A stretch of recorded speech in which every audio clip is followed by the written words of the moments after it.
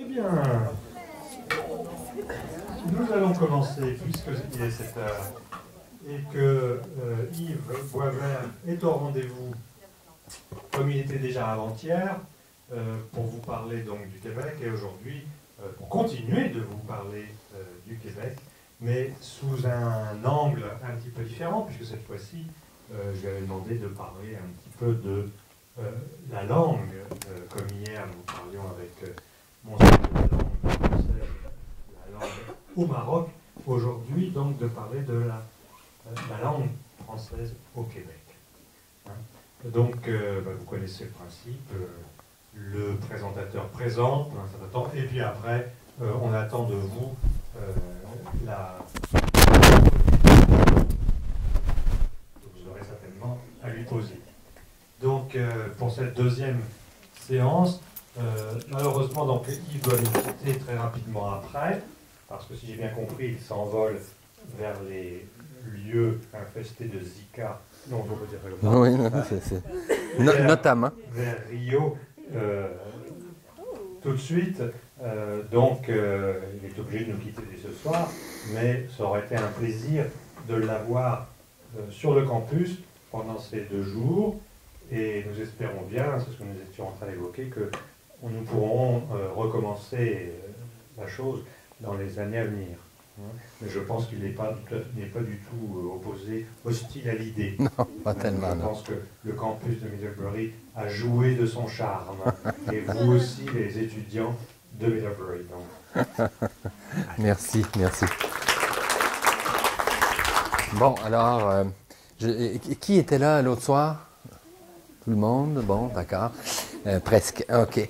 Donc, j'ai repassé la frontière, juste pour vous informer. Et cette fois-ci, j'ai été accueilli par une douanière bilingue et qui m'a dit « Bienvenue aux États-Unis », que j'ai pas eu d'interrogatoire d'1h30, comme si j'étais un criminel. Et elle m'a même dit que sa mère, je pense que c'est ça qui a joué, sa mère avait enseigné à Middlebury et que donc, voilà, la filière a joué. Mais je répète néanmoins que je suis pas... ni linguiste, ni historien, simple journaliste, et donc je vais, à ma façon, essayer d'aborder la question, disons, une multitude de facettes de la langue française au Québec, et qui est un débat éternel de politique, sociale, de préoccupations, de discussions et de controverses de toutes sortes. Et donc, je pense que pour vous, en particulier qui apprenez le français, vous voyez qu'il y a plusieurs façons de parler le français et que je ne parle pas nécessairement de la même façon que vos profs ici, mais c'est quand même du français. Alors, j'aimerais que qu'on échange après et que donc, vous posiez vos questions, vous fassiez vos observations, mais simplement un bref survol du cadre juridique au Québec. Vous savez que c'est une ancienne colonie française conquise en 1759 et qui, à force de reproduction enthousiaste dans ce qu'on a appelé la revanche des berceaux, s'est non seulement maintenue et développée, et donc nous sommes encore cette espèce de village gaulois, mais qui a la chance de contrôler un État quand même, avec des pouvoirs et avec des leviers juridiques que n'ont pas toutes les minorités au monde, et notamment les autres minorités francophones qui doivent s'en remettre à la protection du gouvernement fédéral. Mais au Québec, donc, on a un État majoritaire ou un territoire où les francophones sont majoritaires. Et au fil de bien des batailles et des compromis politiques, on a fini par avoir, disons qu'on a un certain nombre de protections juridiques qu'on a pu se donner. Commençons par...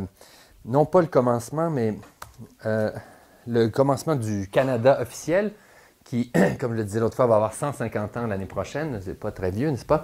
Et dans la Constitution, la première loi constitutionnelle du Canada, telle qu'on le connaît aujourd'hui, il y a un article qui garantit que tant dans la législature fédérale, en fait la Chambre des communes et au Sénat, tous les débats peuvent être tenus en français ou en anglais, donc chacun peut s'exprimer dans la langue de son choix.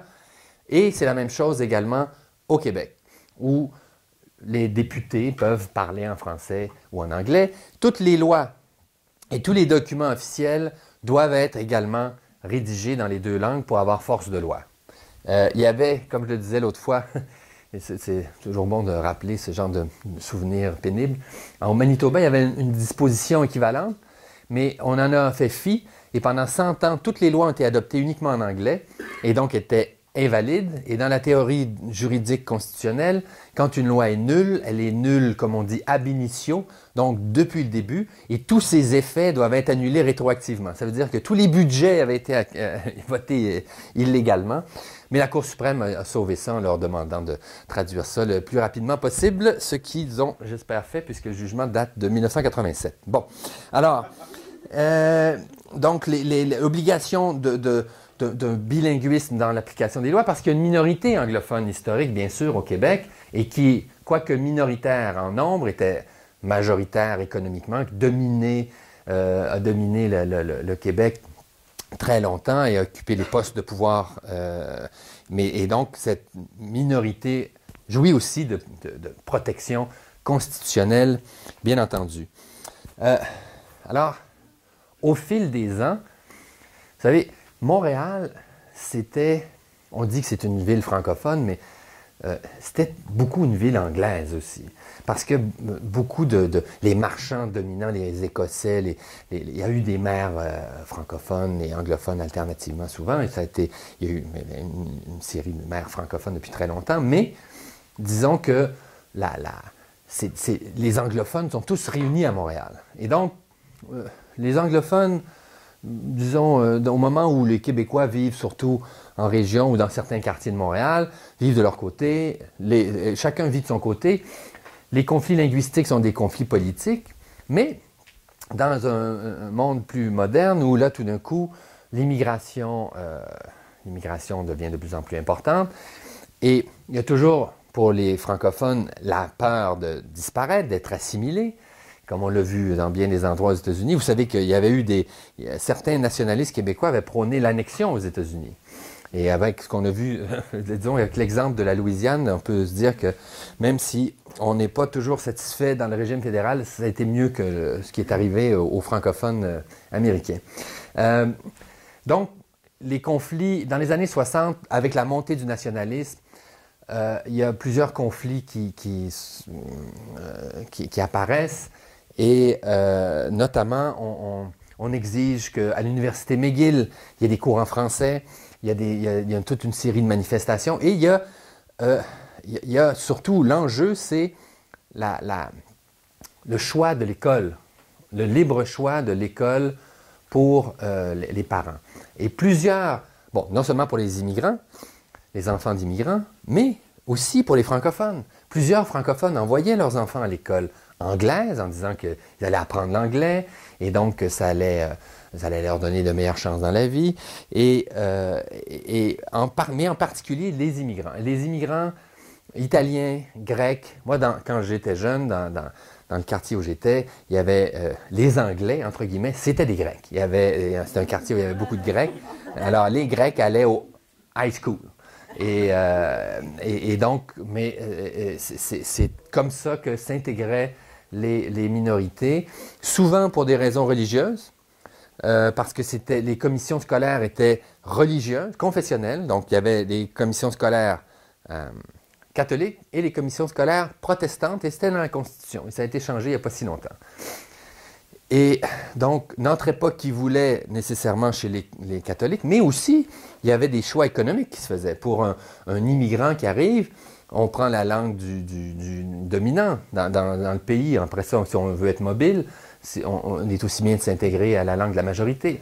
Et donc, l'école anglaise avait de plus en plus d'importance et ça se faisait au détriment du français.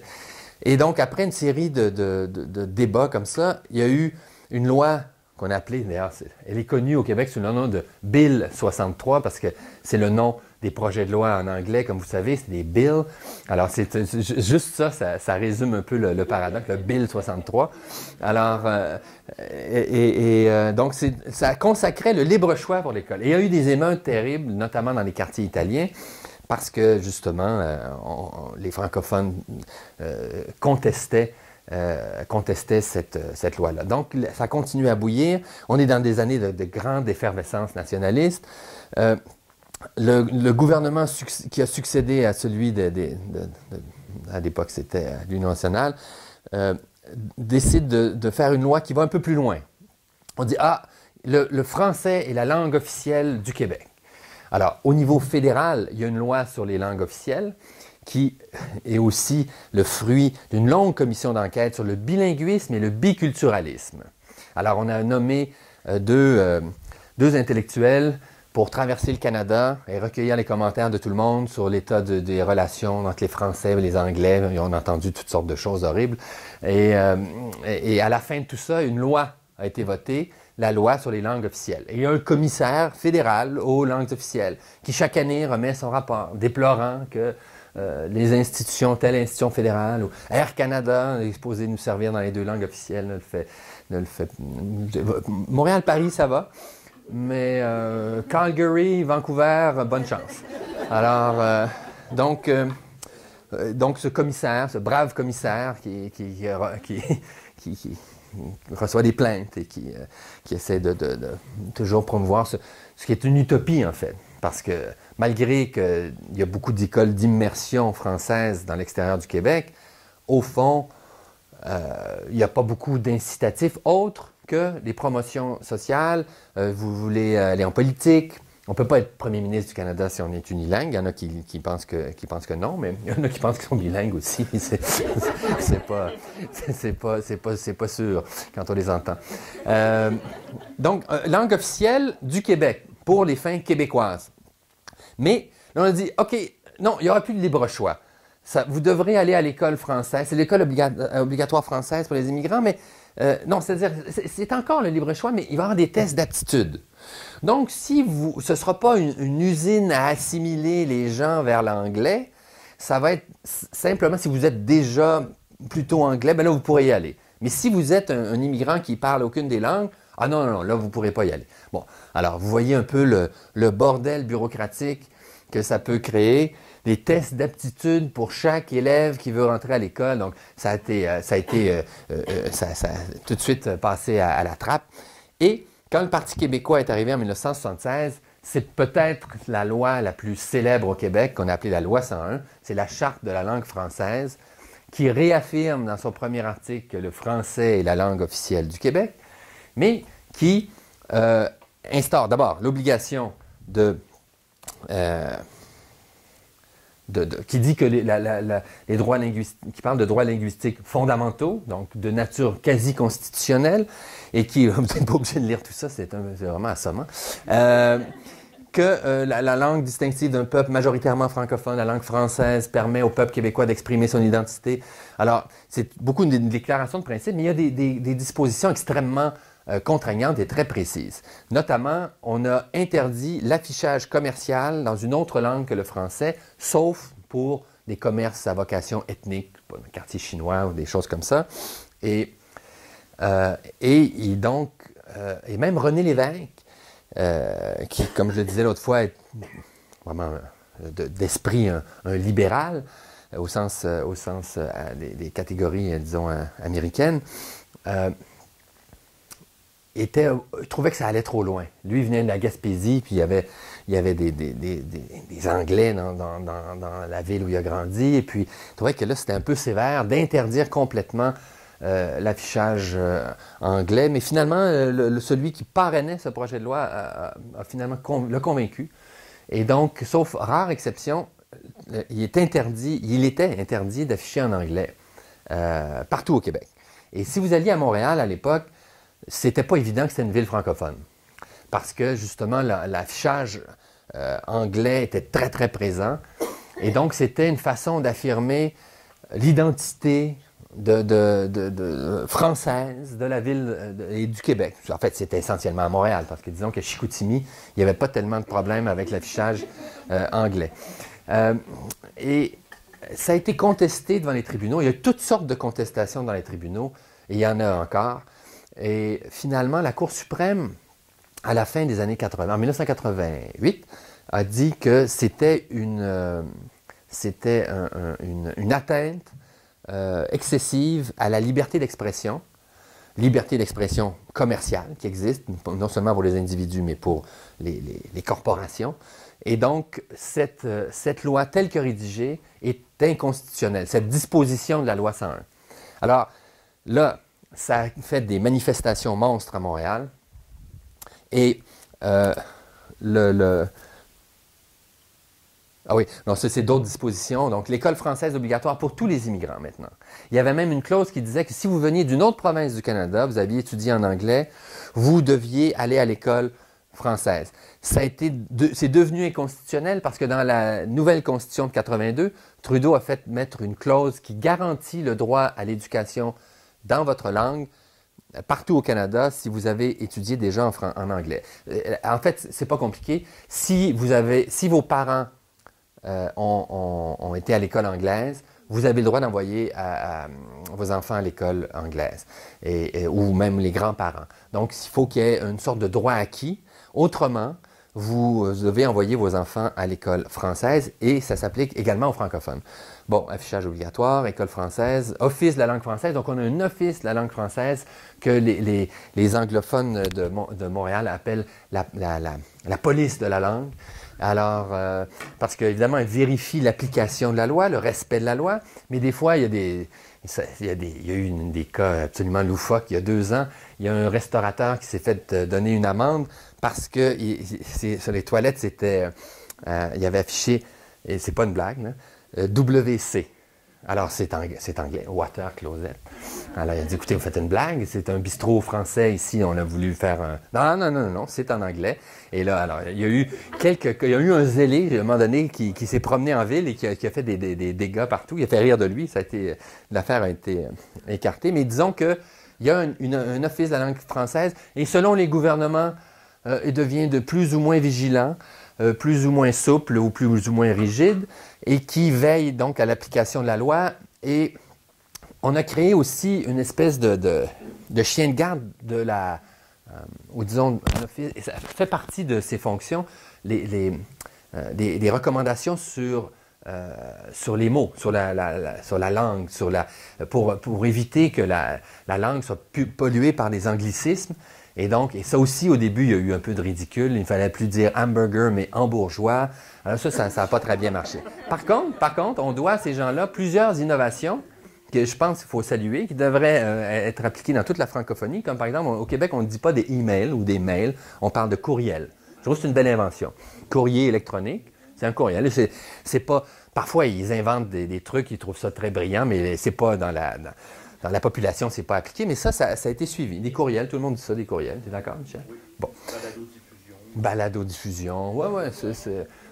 Logiciel. Alors, il y a tout un lexique comme ça dont on peut être fier. Mais je reviens à ce jugement, parce qu'on n'est jamais loin de la politique.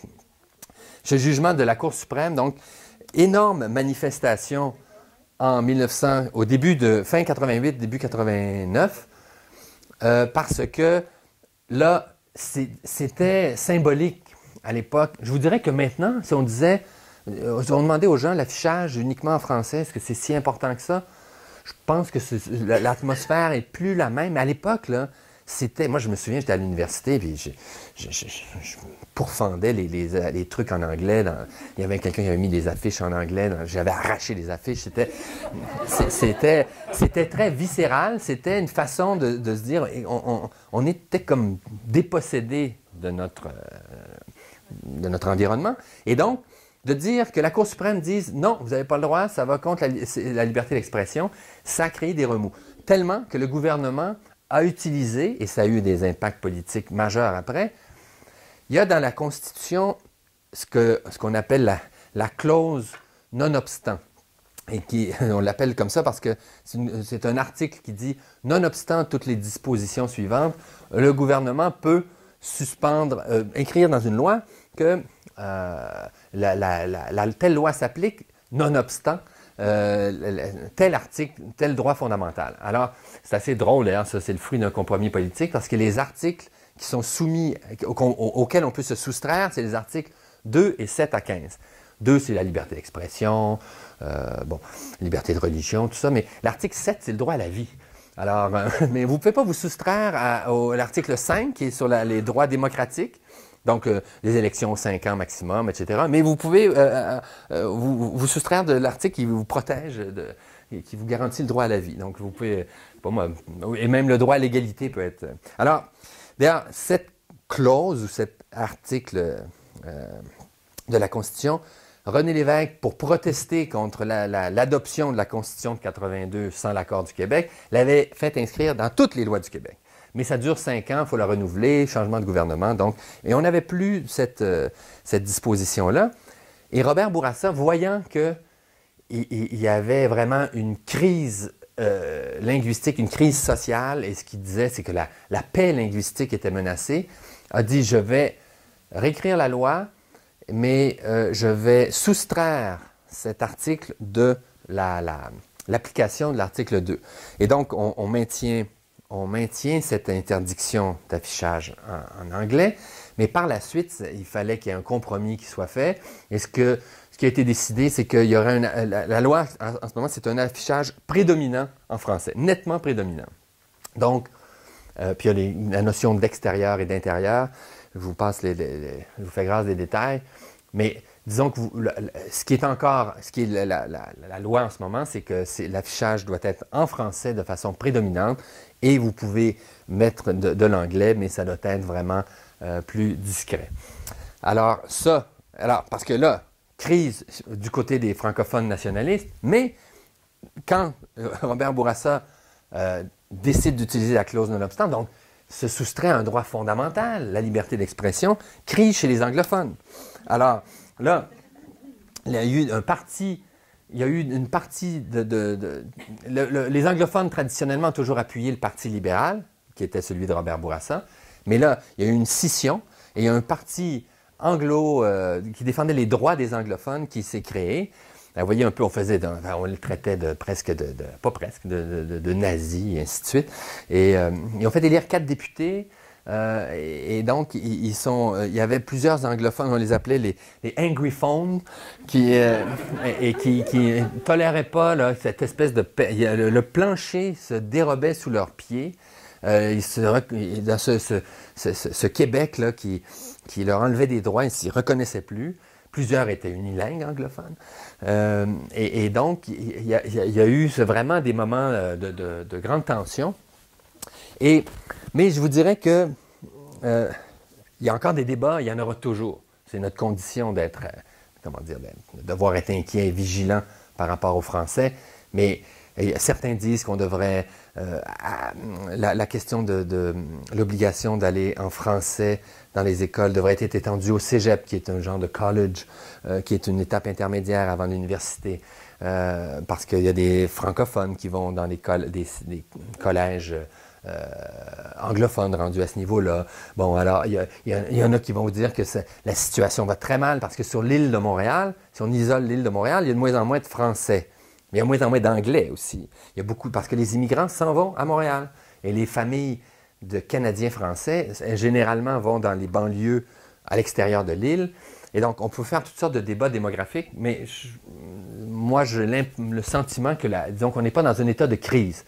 On est dans un état permanent d'inquiétude. C'est normal. On sera toujours dans cet environnement-là. Mais en ce moment, ce n'est pas dans le haut de l'agenda politique, comme ça l'était il y a 20-25 ans, où, sur cette question-là, vous pouviez défaire un gouvernement. En ce moment, il y a des débats, il y a des controverses, mais ce n'est pas central au débat politique québécois en ce moment. Bon, là, je vous ai parlé de l'aspect, si vous voulez, juridico-politique, mais plus intéressant peut-être, la langue elle-même, la langue québécoise. Et c'est peut-être là-dessus que vous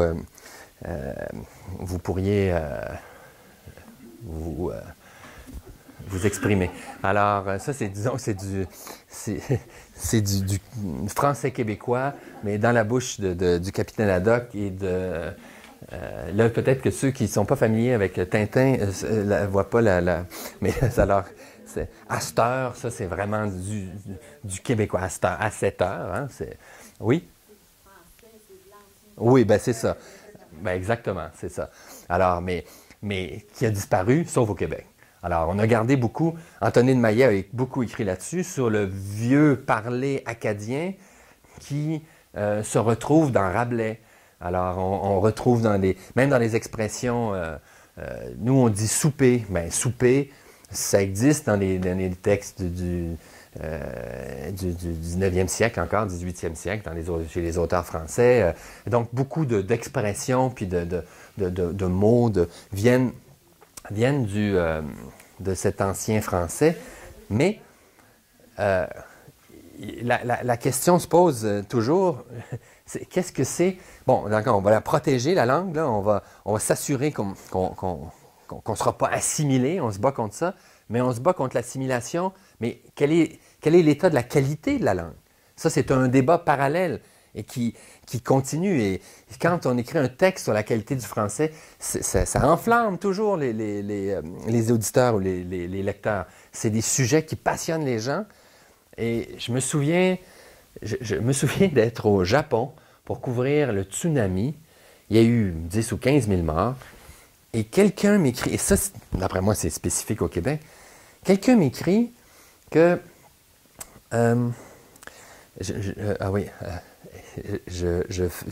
j'avais tendance à me placer l'adjectif avant le verbe, ce qui est plutôt dans la logique de l'anglais. Donc, je ne sais pas, moi, au lieu de dire, vous voyez un peu un magnifique bateau, il faudrait dire un bateau magnifique. Ce serait plus français, d'après lui, alors que vous pouvez ouvrir Chateaubriand, n'importe quelle page, vous allez trouver 10 exemples au contraire, mais ce n'est pas important. Et donc, lui, il parlait de antedéposer l'adjectif. Alors, là, j'étais avec une journaliste de Toronto. Je dis, peux-tu croire qu'il y a quelqu'un à Montréal qui lit un texte sur une catastrophe humaine et la seule chose qui lui saute aux yeux, c'est que j'ai mis l'adjectif avant et que ça ressemble à de l'anglais et ça, il ne peut pas vivre avec ça. Il faut qu'il me l'écrive. Oui, mais et ça, bon, peut-être que, je ne sais pas en France si c'est répandu, mais chez nous, cette allergie, puis qui est compréhensible, cette peur de sombrer dans l'anglais de façon insidieuse est très présente. Alors, j'ai dit ça à ma collègue de Toronto, qui m'a dit « Ah, non, moi, il n'y a personne qui me dit ça.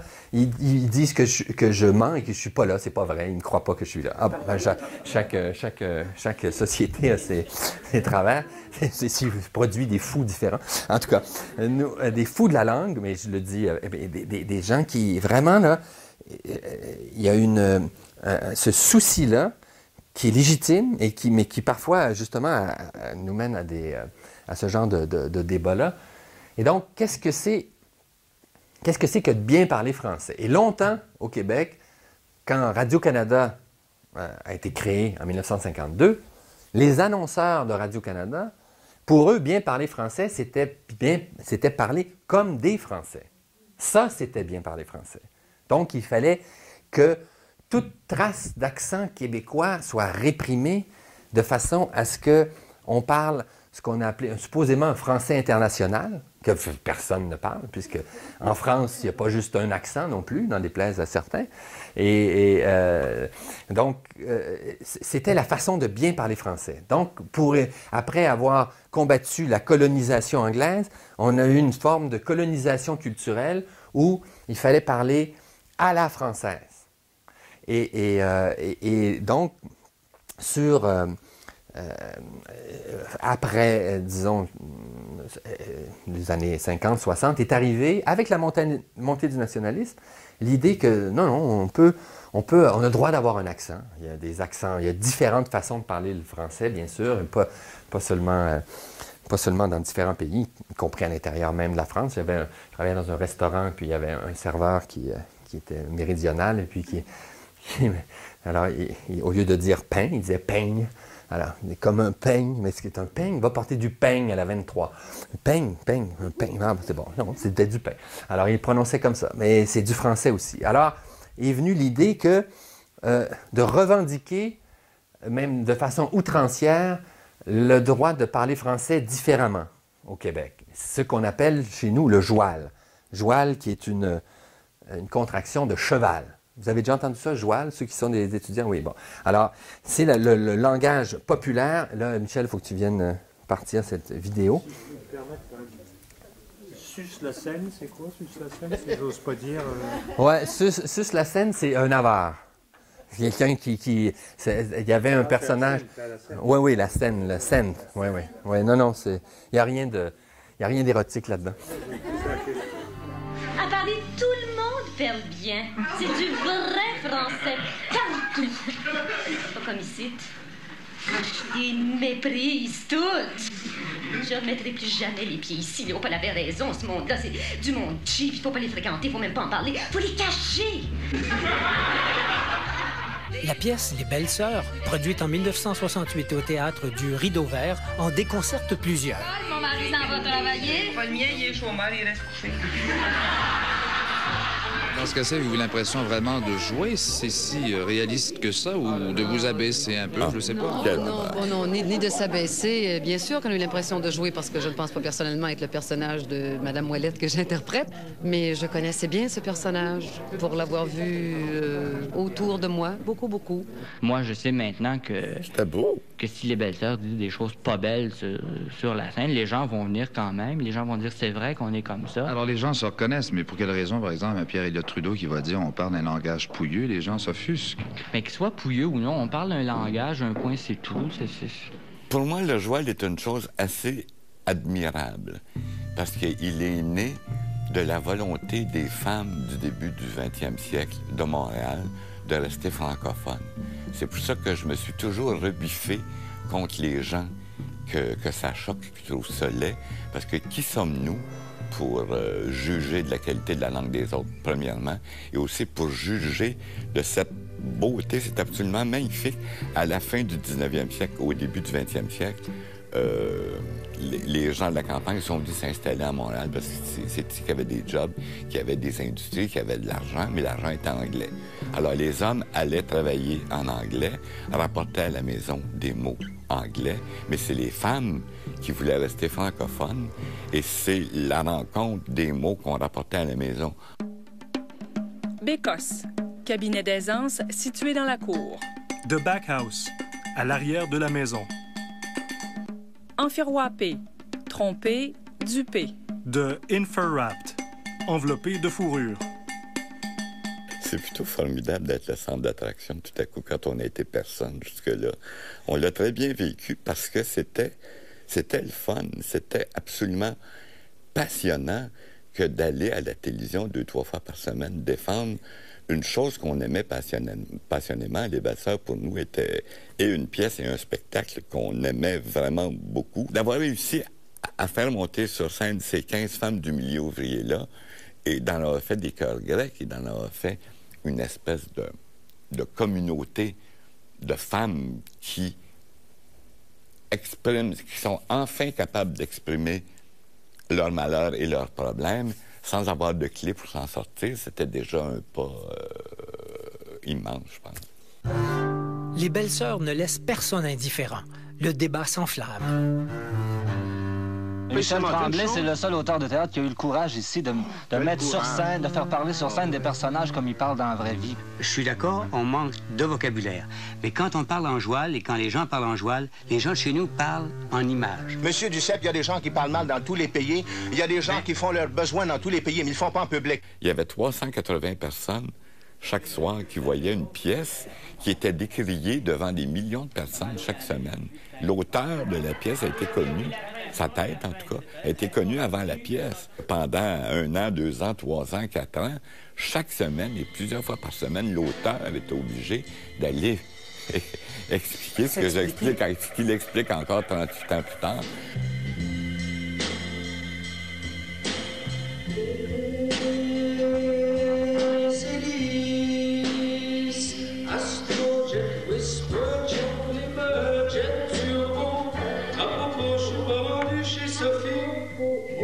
Quelques mois avant la présentation des Belles-Sœurs, d'autres artistes portent le flambeau du joual. L'Hostie Show de Robert Charlebois, Mouffe, Louise Forestier et Yvon Deschamps remplit les salles et soulève les passions.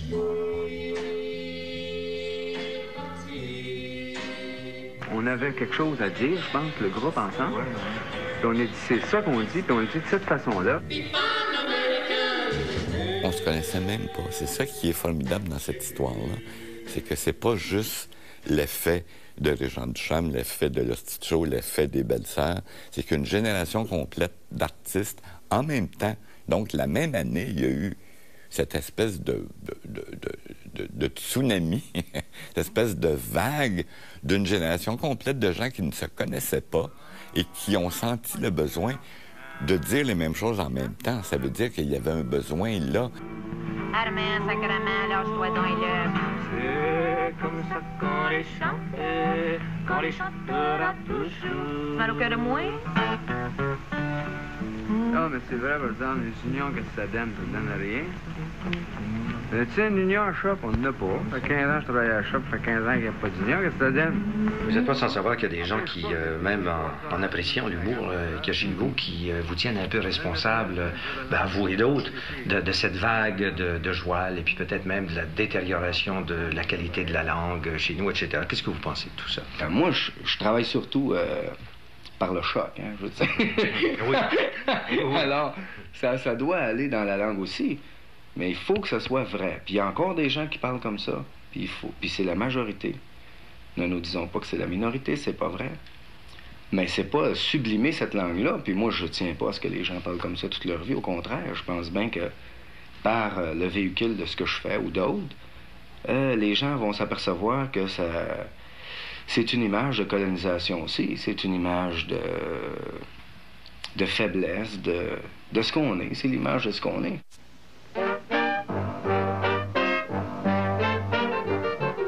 En 1970 a lieu la première nuit de la poésie. Plusieurs poètes utilisent le joual comme symbole d'aliénation.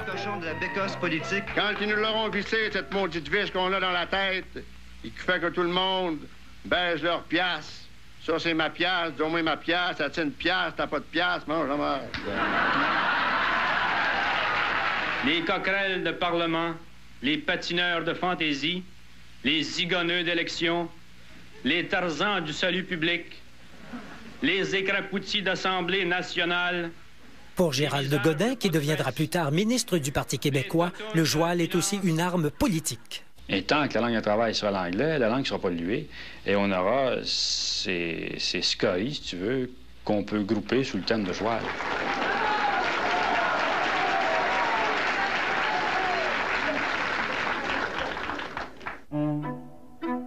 Dix ans après la Nuit de la poésie, Léandre Bergeron publie le Dictionnaire de la langue québécoise, mal reçu. René Lévesque m'a traité d'obscurantiste. Pourquoi? Parce que, je sais pas pourquoi, ces gens-là ont cru que je voulais me limiter, de réduire le parler au Québec à, je sais pas, le vocabulaire d'une paroisse de Saint-Tite, par exemple. Je sais pas, mais c'est ridicule, j'ai jamais pensé ça. Puis s'ils avaient lu ma préface comme du monde, ils auraient vu qu'au contraire, c'est une ouverture sur le monde. Mais on part de ce qu'on a et puis on s'enrichit. Puis j'ai même mis des anglicismes dans le dictionnaire. C'était, n'est-ce pas, terrible? D'abord, écrivain et professeur, Léandre Bergeron a toujours préféré parler d'une langue québécoise plutôt que de joual. Il y a un peuple québécois, il y a une nation québécoise, il y a donc une langue québécoise. Ça, évidemment, ça choque pas mal de linguistes. Hein? Et ça choque un des membres éminents de l'Académie canadienne-française. On veut être soi-même en parlant mal. Mais pourquoi est-ce que le Québec serait plus lui-même s'il est couvert de pustules, s'il est couvert de verrues, qu'il ne serait s'il est pop et s'il soigne sa peau en eczéma?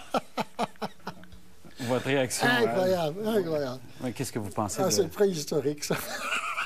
On est des pas bons, en fait. Hein? On est des pas bons. On a besoin de se transformer en autre chose. Mais quoi, à ce moment-là? Évidemment, à ce moment-là, au point de vue linguistique, c'est la France, c'est Paris. Parler comme les Parisiens, c'est ça. C'est ce qu'on devrait tous faire. Enfin, complètement ridicule. Moi, je parle québécois, moi. Ça veut dire, ça parler québécois? Québécois, c'est ma langue, c'est ma patrie, puis c'est mon Québec. Il y avait plusieurs choses qui choquaient les gens qui fréquentaient le théâtre de bon goût. Mais on parle de Régent Ducharme aussi. Régent Ducharme, c'est un autre cas, mais est-ce que c'est du joual? Il y a du langage populaire, mais c'est Paris qui l'a publié. C'est Gallimard qui a publié, en sachant pas vraiment qui était cet individu. Encore maintenant, il y a 2 photos qui existent de Régent Ducharme. Et donc, c'est un mouvement qui faisait partie... C'est un mouvement de libération culturelle. J'ai un autre extrait ici. Donc là, j'ai juste à peser dessus, celui-là. Là, c'est Gaston Miron. J'en suis rendu à me dire que, réellement, c'est vrai qu'il y a un problème linguistique au Québec. C'est vrai, mais c'est pas celui qu'on pense. Ah. Celui qu'on pense, c'est toujours le français.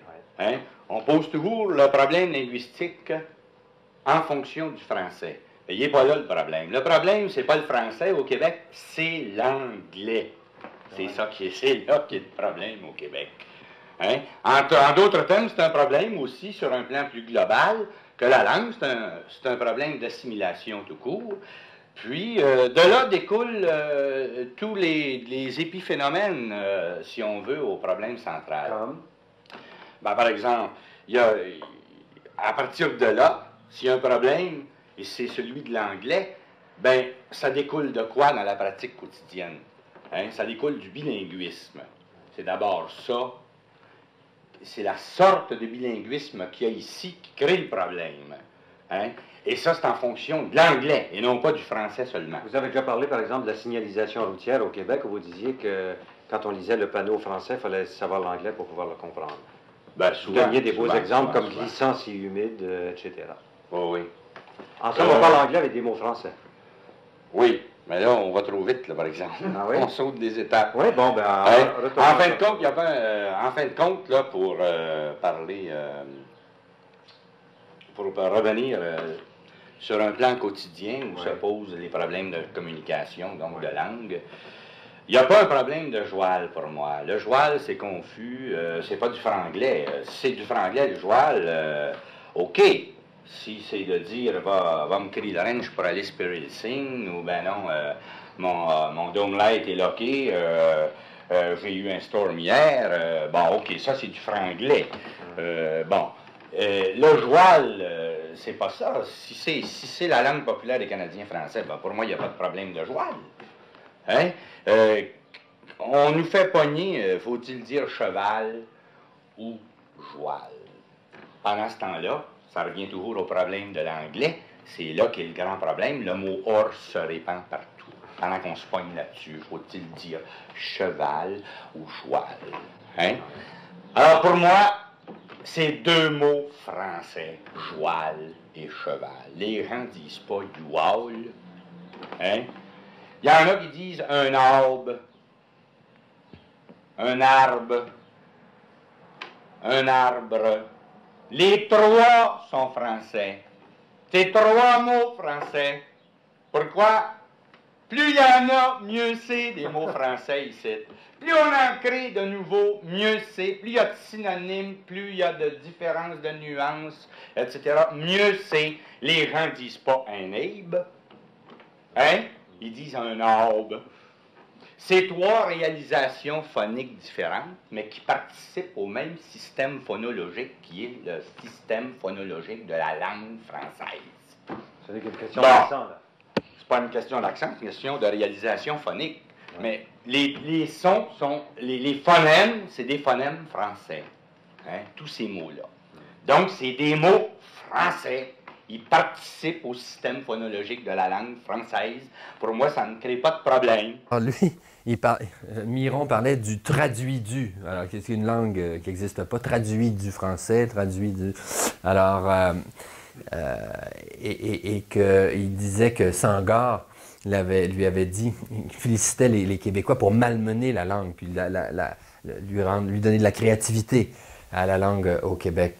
Mais en même temps, il faut reconnaître que ça a été, étant une société qui était longtemps coupée de ses élites et qui n'a pas eu un accès à l'éducation, où la richesse du vocabulaire n'était pas la même. Et c'est pour ça qu'il y avait toujours cette espèce de mystification quand les intellectuels québécois allaient à Paris.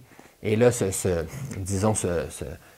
s'évanouissait presque d'émotion devant la qualité de la langue, mais c'est aussi une façon de se renier. Donc, il faut se réapproprier, je pense, et je pense que c'est ce que les Québécois ont fait, c'est-à-dire le parler populaire, la façon de parler, assumer l'accent, et même en France maintenant, les Français ont tellement été exposés, et on s'en excuse, à toutes sortes de chanteurs québécois, que...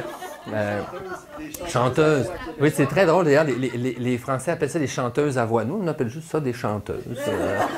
Parce qu'en France, les chanteuses, non, en général, n'ont pas tellement de voix, ils chantent un petit peu comme ça. Alors que les chanteuses québécoises, ben, ils chantent. Et ça, c'est un autre débat. Et donc, il n'y a plus cette espèce évidemment, on reconnaît l'accent québécois, mais je pense que l'oreille française s'est habituée. Là. Des fois, avant, il y a 25 ans, vous alliez en France, ah, êtes-vous belge, êtes-vous suisse? Là, il y a une présence médiatique qui a fait que ça a peut-être changé. Mais, donc, il a d'abord fallu renouer avec, ou assumer cette part de notre... non, ça c'est autre chose. Alors, non. Oui, bon. Donc ce débat sur la qualité de la langue, qui est vrai, qui est un problème... D'ailleurs, c'est un problème en France aussi. Hein. Et donc, c'est une lutte de tous les instants. Quand on travaille dans un journal, on devrait en apprendre tous les jours. En général, j'ai ri de ce lecteur qui m'interpellait dans des moments intenses, mais moi, j'apprécie quand un lecteur me dit « Non, vous êtes trompé, ça ne se dit pas comme ça. » C'est un anglicisme qui est effectivement la grande menace. Parce que c'est pernicieux, des formes anglaises qu'on utilise, les calques de l'anglais, mais en même temps, on rit beaucoup de la façon des Français de faire entrer les mots anglais. L'émission The Voice, à Paris, ça s'appelle The Voice, mais au Québec, ça s'appelle La Voix. Bon, c'est pas si original, c'est pas si difficile à traduire, mais donc, souvent, on trouve que les Français sont pas vigilants face à ça. Mais en même temps, c'est dit crûment, c'est des mots anglais directement. Et d'une certaine façon, peut-être que quand on ne sent pas que la langue est menacée, on peut faire entrer des mots comme ça et puis les accueillir dans le français. Tandis que nous, dans notre situation, on doit avoir une forme d'hyper-vigilance face à ce qui est une menace perpétuelle. Alors, ça fait très longtemps que je parle, j'ai dépassé mes 45 minutes, mais donc j'aimerais ça peut-être que vous interveniez, si vous avez des observations. Ouais. Oui? Merci. Oui, je voulais dire, première chose, effectivement, il y a une question de nombre. Il y a combien de Québécois, de francophones au Canada? Il y a combien de francophones en France et en Europe? Donc le nombre et puis l'entourage, on l'a mentionné il y a 2 jours, on le mentionne encore ce soir. On est dans un îlot entouré d'anglais, alors qu'en France, il y a d'autres langues. Le français, il a aussi, c'est une langue qui est enseignée dans les écoles en Angleterre, en Italie, etc. C'est pas le même statut. Tout à fait. On veut dire aussi que le français du Québec, c'est une langue géographique. Si on voit la naissance du Joual, je vais prendre la Main, le boulevard principal. D'un côté, j'ai les Anglais, d'un autre, j'ai les Français. Et puis sur le plateau, j'ai la rue Fabre. Et puis sur la rue Fabre, il y a Michel Tremblay qui est né en 42 et Charles Bois qui est né en 44. Et les deux sont issus de la même rue. Et j'ai envie de dire que c'est une génération. Les deux sont la rue Fabre. Oui, mais il a grandi dans l'Antique, Charles Bois. Il ne vient pas d'un milieu ouvrier. Mais... Ils sont nés quand même tous les deux dans cette rue et je trouve ça intéressant de voir que c'est une rue qui était maintenant une rue. C'est très à la mode, la rue Fabre. Ben oui, il y a plein de Français maintenant. Sur le plateau Montréal, il n'y a presque que des Français. Mais c'est aussi le quartier qui a été élu il y a quelques années comme le quartier de l'Amérique du Nord où on faisait... Le plus cool. Il était bon vivre. Et j'ai envie de dire quand même sur ce quartier, c'était un quartier qui était ouvrier. Et puis... il y a une langue qui est apparue et elle a été méprisée longtemps parce que c'était la langue des ouvriers et c'était une langue qui n'avait pas cette classe comme vous l'avez mentionné. Oui, et de Montréal d'ailleurs, parce qu'il y a plusieurs parlers québécois. Et si vous allez en Gaspésie, vous allez trouver un tout autre accent et d'autres références, bien sûr. Mais la force du nombre, on peut faire l'exemple des Américains. il y a plus d'Américains que d'Anglais britanniques. Alors, les Britanniques n'ont pas de difficulté du tout avec ils connaissent même les différentes sortes d'accents américains. Ouais, mais donc, par exemple, leur accès au cinéma américain ne pose pas de problème. Pas besoin de mettre des sous-titres. Mais les films québécois, un peu dans un langage, des films québécois qui ne se passent pas dans une université, disons. Souvent, il faut mettre des sous-titres. Hein, et alors, nous, on est un peu choqués comment ça se fait. Mais c'est normal parce que l'exposition n'est pas la même. L'exposition est marginale. Je voudrais pas me poser, mais j'avais pas fini en fait. Ah non, mais non, Je voudrais juste ajouter un truc, c'était le néologisme. Moi j'admire le français du Québec pour sa créativité. Il y a quelques semaines, je lisais dans le journal, pour tout le monde dit selfie, je lisais Lego Portrait. Et je suis admiratif de vos Lego Portraits qui portent parfaitement tout son sens, qui est beau, qui sonne bien. Et j'avais envie de dire aussi, oui, joual, c'est une déformation de cheval. Mais je voudrais surtout mentionner que chevaux en français, c'est aussi une déformation de chevals.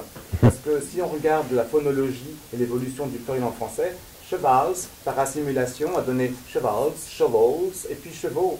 Donc le joual, il suit juste la logique dont parlait Gaston Miron, ouais, qui est la créativité et rester dans des phonèmes et une phonologie.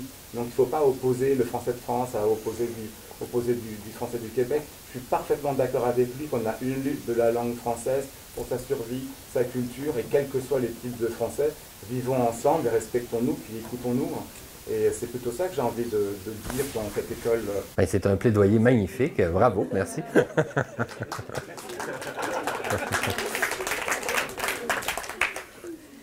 Est-ce qu'il y a quelqu'un d'autre, une question ou une observation? Peut-être pour aller dans ton sens, je suis frappé quand je regarde des films américains ou d'autres pays qui sont doublés par des Canadiens. En effet, le français que l'on a, du français que tu appelles international, ouais, ne retrouve pas l'accent du français que l'on trouve en Amérique du Nord.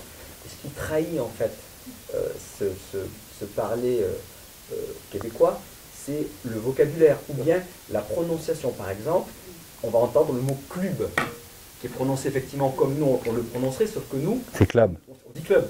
Et c'est là qu'on arrive à voir ça. C'est pas c'est du français du Canada. Mais vous dites que les films américains traduits au Canada vont en France? Non. Mais non. Par exemple, toi, tu veux regarder ce film avant sa sortie en France. Vous piratez? Non. Dans les avions, tu veux l'avoir? Dans les avions, oui. Voilà. Tu vas donc avoir ce français. Donc effectivement, ce sont des Canadiens doubles, mais le français qu'ils utilisent, c'est pas un français du Canada, c'est un français de France, sauf qu'il y a parfois, des mots ou des expressions idiomatiques qui trahissent. Mais vous savez, c'est qu'on est proche des États-Unis. Alors, pour nous, d'entendre un film qui se passe à New York, traduit avec l'argot parisien, ça n'a aucun sens. On se roule par terre. Et c'est loufoque. Alors, il y a une question de protectionnisme, mais aussi c'est parce que ça colle pas. Là. Si, à la limite, c'est un film indonésien, bon, mais nous, on a déjà, on pourrait l'entendre en slang américain. Donc, il y a quelque chose qui passe pas là-dedans, avec toutes sortes d'expressions tellement franco-françaises, mais qu'on connaît par ailleurs, parce qu'on a le cinéma français. Évidemment, on est des consommateurs de cinéma français. Donc, on est... disons qu'on ne s'en fait pas passer. Alors, est-ce qu'il y a quelqu'un d'autre qui voulait dire? Oui? Oui? Sur le langage des jeunes au Québec. Moi, j'ai travaillé en France sur le langage des jeunes de banlieue, par exemple. C'est un langage qui permet à la langue d'évoluer. Ouais. Syntactiquement, mais ça me plaît. Et j'aurais voulu savoir ce qui se passait au Québec avec le langage des jeunes. Est-ce qu'il y a des études? Moi, la langue évolue? Moi, j'ai 3 enfants et ils inventent des trucs, mais on a 2 profs ici qui sont en contact avec la jeunesse et vous les fréquentez et vous leur enseignez le français en plus. Alors. Mais j'ai pas l'impression qu'il y a le même phénomène que cette espèce d'argot qui commençait avec le verlan et tout ça. C'est pas aussi typé Il y a des nouvelles façons de parler. Il y a au lieu de dire cool, ils disent chill. Mais des choses comme ça. Mais c'est pas la construction aussi précise, aussi approfondie d'une langue qui est vraiment comme un jargon que des jeunes Français. Mais on dirait que ça traverse les générations aussi. Mais alors, moi je suis pas au courant de quelque chose d'aussi... Non. Ton collègue Cassidy vient sortir un petit livre, ouais. Un petit essai sur le franglais. Il le défend dans une certaine mesure. Ah ouais. C'est un phénomène mais ça, on retourne dans ce genre de débat-là. Là. Ouais. Mais on n'a pas... Tu sais, si tu vas... Moi, je suis allé justement dans une banlieue française après les attentats au mois de novembre. Et puis, c'est frappant, là. Il y a une façon de parler qui... il faut avoir le lexique, là. C'est presque incompréhensible, sinon. Alors, je pense pas qu'on... Je ne vois pas ça au Québec, bizarrement.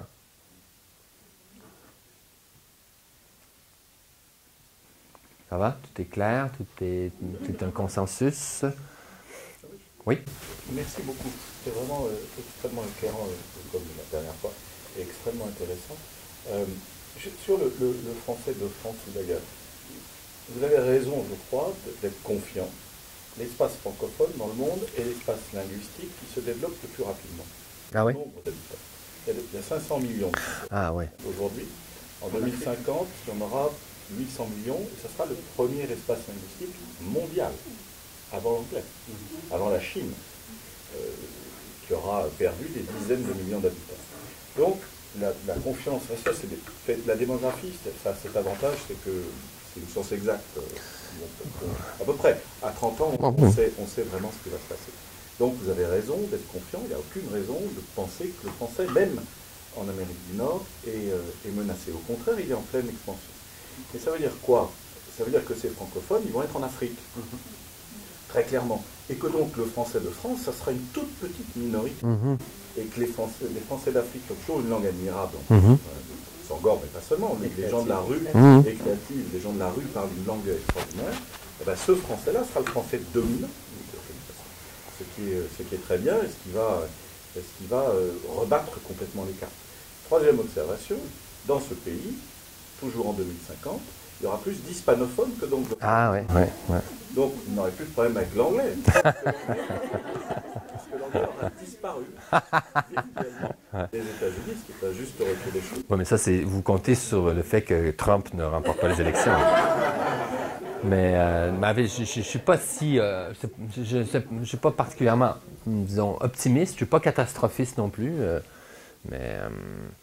Mais d'ailleurs, le seul écrivain québécois à l'Académie française, c'est quand même quelqu'un d'origine haïtienne. Alors, ça aussi, c'est intéressant. Ah oui, alors sur la langue et la langue des banlieues françaises, la langue des banlieues françaises, elle est complexe à comprendre parce qu'elle est directement inspirée de l'arabe. Il y a beaucoup de mots arabes qui rentrent dans la langue française. Encore une fois, le français de France, ça ne veut plus dire grand-chose. Arabe, manouche, enfin, toutes les communautés francophones. C'est la rythmique surtout qui vient d'autres langues, avec un déplacement des accents. Et les jeunes kiffent ça. Oui, oui. Les meufs, ça n'a pas traversé. Non, ça, c'est pas. Non, ça. C'est pas. Je pense aussi qu'il ne faut pas oublier le mouvement de la mondialisation et de tout ce qui se passe sur Internet. Bon, ça, c'est la génération Internet. Donc, et puis, là, on parle d'anglais, on parle des autres langues. Mais le pourcentage des pages Internet en anglais, c'est beaucoup plus que toutes les autres langues. C'est vrai. Et ça, c'est un phénomène contre lequel on ne peut absolument rien faire.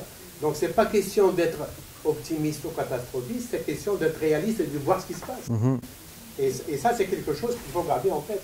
Ouais. Et c'est vrai que si on veut être référencé dans les papiers, la recherche, il faut que les résumés soient aussi en anglais, accessibles, parce que publier qu'en français dans la recherche, on va rester dans une sphère particulière, on va pas être accessible. Oui. Question, commentaire, j'ai un souci. En fait, je me demande des fois si les réflexions, les soucis, les inquiétudes par rapport à l'anglais au Québec, c'est pas une fiction finalement. vu le nombre immense d'anglicismes qu'il y a dans le français qui est parlé au Québec. Surtout parmi les jeunes. Et je me demande, en réalité, en fait, le français sera parlé certainement dans 50 ans, beaucoup plus que l'anglais, mais ce sera quel français? N'est-ce pas? Ce sera un français massacré par l'anglais, où on a insulté tout sur le mot anglais. Et finalement, quelle sera la place de la langue canonique, grammaticale, qui nous préoccupe, nous, ici, comme universitaires? Et ça, on le voit au quotidien. Moi, j'enseigne à Toronto, et beaucoup d'enfants, beaucoup d'étudiants et d'étudiantes écrivent un français que je trouve assez approximatif, inspiré directement de l'anglais. Et du coup, quand vous n'êtes pas bilingue, vous avez de la difficulté à saisir ce qu'ils veulent dire. Oh là, je ne sais pas, le français va être parlé, mais de quel français parlera? Oui, mais là, quand même, Toronto, c'est une situation très différente. Mais... C'est beaucoup plus inquiétant parce que j'entends, même à la Radio-Canada, des gens utilisent des expressions exprès de l'anglais qui, de mon point de vue, n'existent pas du tout en français. Donc, en fait, c'est pas une question, mais j'ai un souci parce que au quotidien, il y a une bataille à livrer. Tout à fait. Mais je partage votre souci et je pense que c'est pour ça que je parle d'hypervigilance, c'est que c'est jamais terminé. Il y a pas, c'est une condition permanente. C'est notre karma, peut-être. Oui. Il ne faut pas oublier aussi qu'au Québec, quand même, on a un système d'éducation, premièrement, qu'on met en français comme étant, pour les locuteurs français du moins, la langue maternelle qui est pratiquée de la naissance à la mort. C'est la langue familiale. Il n'y a pas d'autres langues comme dans d'autres pays francophones, une langue, par exemple, sociale. Nous, c'est la langue qu'on a. C'est la langue qu'on apprend. On a un système scolaire, qui l'a bien expliqué, qui offre tout l'enseignement du cursus scolaire jusqu'à l'université, avec des tests à l'appui. Évidemment qu'on peut parler de l'entrée, parce que là aussi il y a toutes sortes de mots presque péjoratifs quand on parle de pollution de l'anglais dans le français ou alors de contamination. En fait, ce sont des échanges. Les langues s'interpénètrent, c'est tout à fait normal. Ce phénomène-là se retrouve dans toutes les pratiques du français, comme dans toutes les pratiques de l'anglais. Si on est près des hispanophones, il va y avoir des mots espagnols et inversement. C'est une réalité connue. C'est vrai, toutes les langues, on dit qu'il y a 10 000 mots français dans la langue anglaise, etc. Mais au Québec, il y a un aspect existentiel, parce que c'est lié à... C'est comme si on... Mais il y a bien des gens qui défendent simplement... qui ne sont pas normatifs, c'est-à-dire que ce qui se dit, c'est ça la langue, et on n'a pas à corriger les gens. Bon, je ne suis pas d'accord avec ça, parce qu'il faut qu'on se comprenne. Alors, si on n'utilise pas les bons mots, et puis si on n'utilise pas les bonnes formes, mais encore là, il y a un jugement de valeur là-dedans. Alors, j'en conviens, mais je pense que pour atteindre des niveaux d'expression précis, il faut chercher à corriger sa langue. Et donc, l'idée, plusieurs intellectuels, enfin, pas plusieurs, mais certains, j'en ai une qu'on entend souvent à Radio-Canada, qui dit « Ah ben, c'est comme ça que les gens parlent, donc on n'a pas à juger et il faut l'accepter et en faire... réinventer la grammaire telle qu'elle se déconstruit ou réinvente. » Oui, mais je voulais juste ajouter, peut-être pour parler avec Alexis, qu'en fait, parfois c'est une question de perception. Tu l'as dit tout à l'heure, que nous, on a l'impression que les Français utilisent beaucoup d'anglicisme. Même que j'entendais à Radio-Canada, après avoir nommé un titre en anglais qui était un titre d'un livre français, il y a eu le commentaire disant, ben, si c'est en anglais, c'est français. Oui, c'est ça. Oui. Comme son titre l'indique, un livre français. Alors, c'est un genre de... Donc, on fait des blagues, nous, parce que de notre point de vue, le français contient ou accepte beaucoup d'anglicisme. Et à l'inverse, les Français ou francophones d'ailleurs ont l'impression que nous, on fait ça, qu'on accepte beaucoup trop d'anglicisme. Qu'est-ce que va devenir cette langue-là? Moi, d'après mon expérience puis mes observations, c'est que j'ai l'impression que ce ne sont pas les mêmes. Et n'étant pas les mêmes, on a toujours l'impression que celui de l'autre est pire. L'idée de ne pas voir la poudre dans son œil, mais la paille dans son œil, ben, c'est ça le principe qui s'applique à ce moment-ci, je pense. Ouais. Oui? Il y a Jean Benoît Nadeau qui a dit une fois à une conférence que le Français va stationner sa voiture dans un parking, le Québécois va parquer sa voiture dans un parking. Oh oui, c'est ça. Non, nous, on m'a déjà repris dans le journal, on dit, stationnement, ça n'existe pas. C'est un parc de stationnement. Bon, donc il faut dire parking. Et puis, au Québec, vous avez sans doute, ceux qui sont allés remarquer, qu'il y a... Mais là, je ne sais plus c'est quoi la règle, parce que en France, c'est un stop, c'est écrit stop. Nous, c'est arrêt-stop. Certains endroits, c'est juste arrêt. Et là, les stops reviennent. Alors, il y a une confusion là, en ce moment. Là. Et, oui, arrêt, c'est bon. Mais arrêt-stop, bon. Bienvenue au centre-ville downtown, parce qu'avant, c'était un affichage bilingue.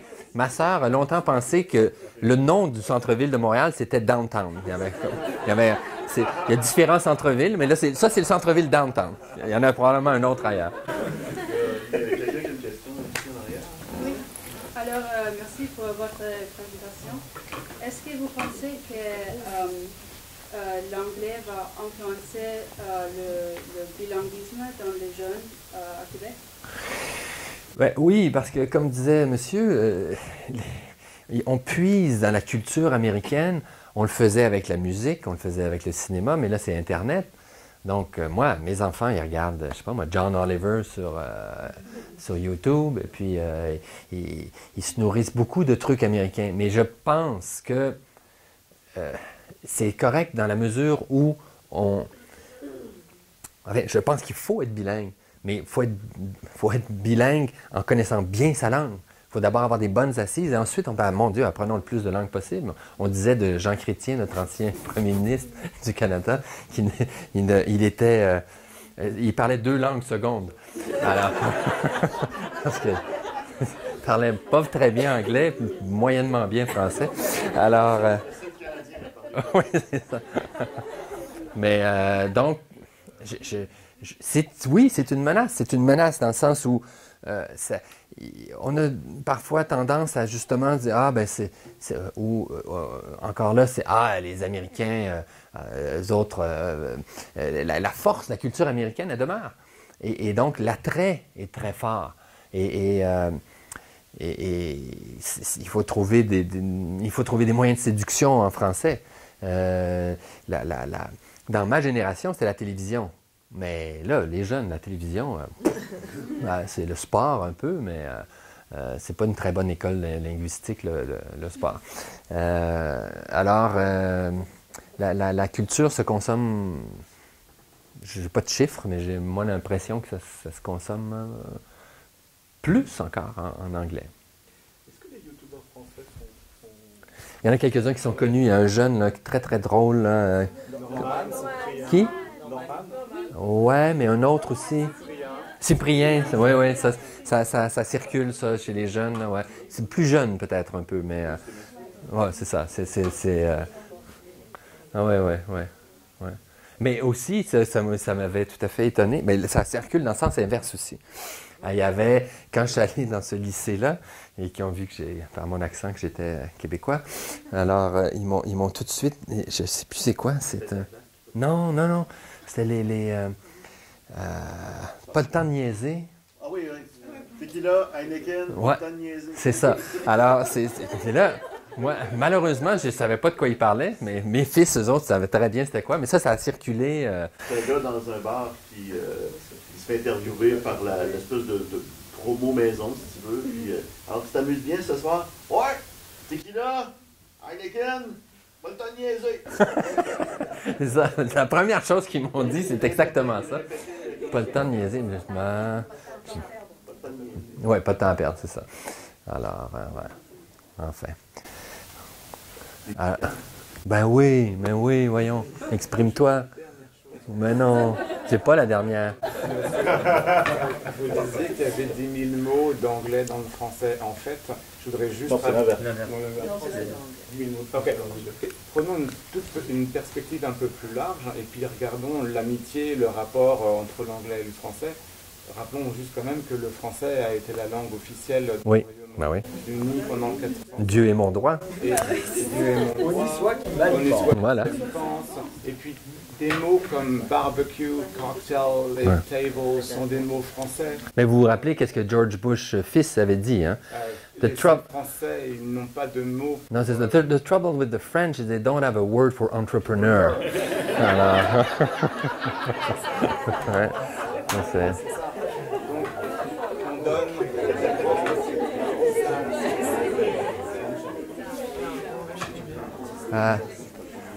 Oui. Est-ce que vous ne pensez pas que cette question, est-ce que vous ne pensez pas qu'il est temps d'avoir une approche plutôt pragmatique envers l'anglais, qui, qu'on le veuille ou non, s'impose partout dans le monde, et se l'approprier en tant que langue en la séparant du démon américain ou de l'autre. Bon, ça devient un instrument que tout le monde doit s'approprier, à mon avis, en plus de ce qu'on a.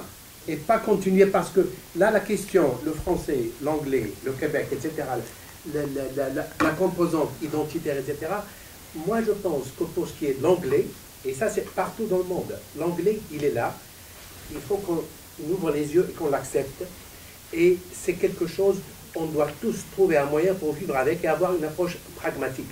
Je suis tout à fait d'accord. Moi, je serais pour l'enseignement de l'anglais au plus jeune âge, mais c'est presque tabou, ça, au Québec.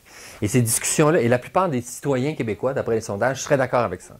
Mais c'est un enjeu politique parce que, il y a même un auteur qui a dit que, parce que statistiquement,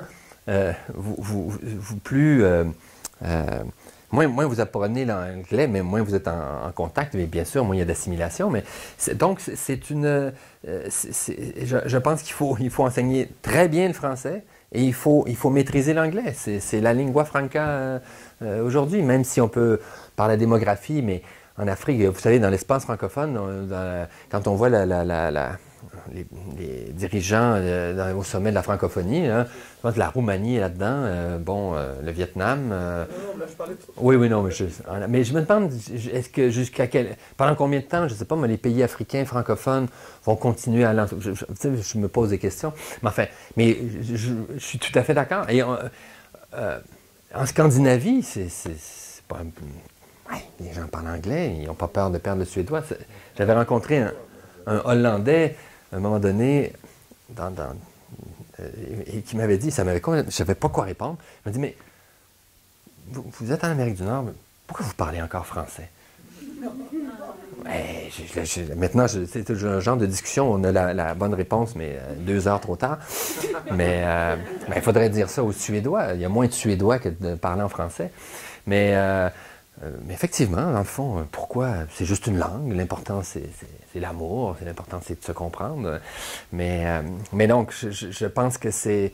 Je suis tout à fait d'accord avec ça. Mais nous, c'est tellement chargé, c'est tellement connoté que c'est difficile d'avoir une discussion purement, comme vous dites, pragmatique. Parce qu'on va toujours être soupçonné d'avoir des intentions cachées ou de manquer de vigilance. Mais dans le fond, c'est ce que font les gens. Hein. C'est ce que si vous voulez, dans les universités, même si vous étudiez en français, dans plusieurs facultés, vous allez devoir lire des textes en anglais. Si vous ne savez pas lire l'anglais, vous étudiez, je ne sais pas moi, en droit, en psychologie,